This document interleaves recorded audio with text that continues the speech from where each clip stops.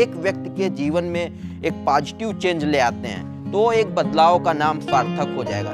बदलाव की तरफ से इतना सहयोग है कि मैं यहाँ बैठा हुआ हूँ, नहीं तो मेरी तो बद से बदतर कंडीशन थी।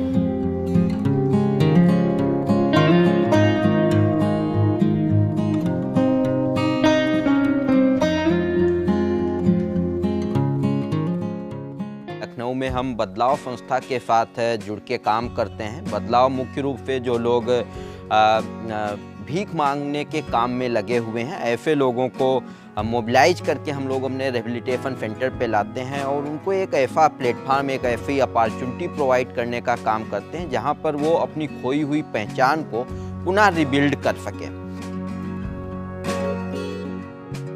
हम जब मास्टर ऑफ सोशल वर्क की पढ़ाई कर रहे थे तो टैक्सी स्टैंड पे लगभग 50-52 वर्ष उम्र का एक व्यक्ति बड़ी ही लाचारी से बोला, बाबूजी 10 रुपए दे दीजिए, भूखे हैं 2 दिन से।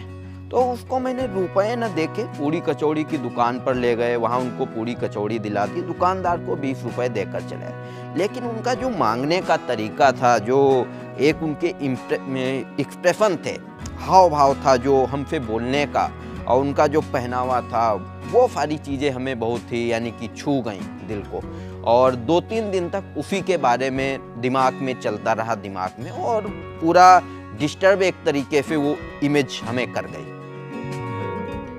तो उसके बाद फिर हम 3 साथियों ने भिक्षावृत्ति मुक्ति अभियान नाम से गांधी जयंती से कैंपेन की शुरुआत की।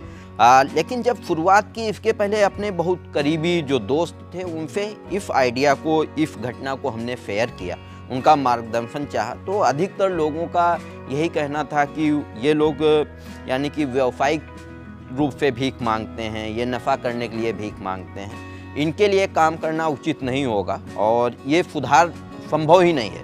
तो उसको जानने के लिए हम दोनों लोगों ने खुद उन लोगों के बीच में रह के समय बिताने का प्लान किया। तो हम लोगों ने अपना प्लान किया कि हम 8 दिन चलेंगे, उनके बीच रहेंगे।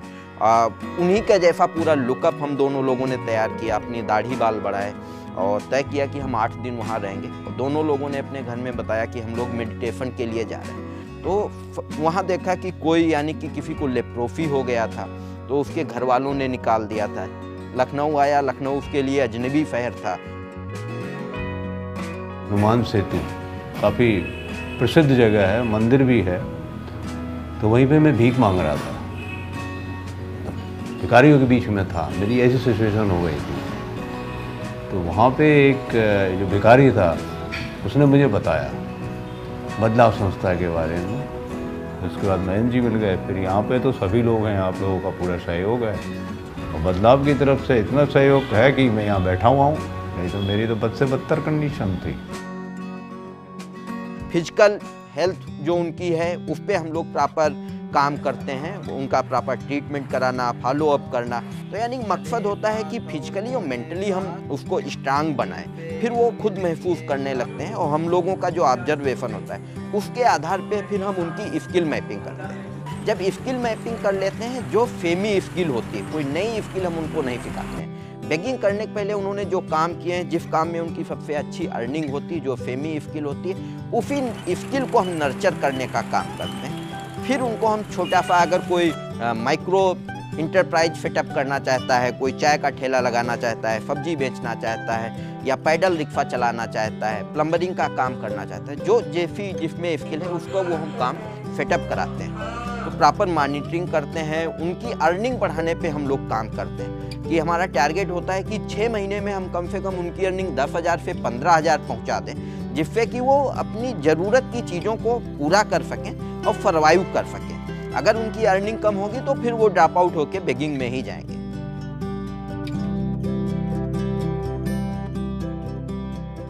पहले से तो हम बहुत अच्छे हैं कि हमारा मन में जो दिन रात फूटा करता था, न जाने क्या क्या होता रहता था, दिन रात हमारी अफसोस सोच में हमारी दिन रात हमको उलझन ये होता था। अब उलझन नहीं होता हमको, अब मतलब हमारा काम में मन लगा रहता है।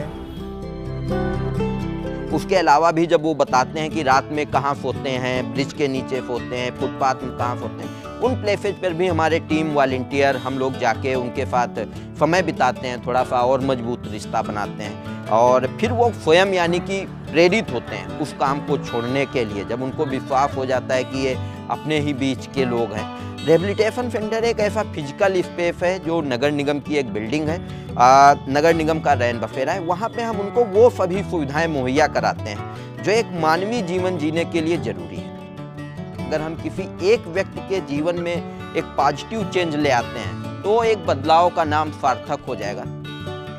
बड़ी समस्या रही है, पाँव इतना सूजा रहा, फूला रहा खनों से कि मतलब कि हम चल नहीं पाते रहे। अब उसी जगह से इलाज करावें तब से हम मतलब कि सही हो गया।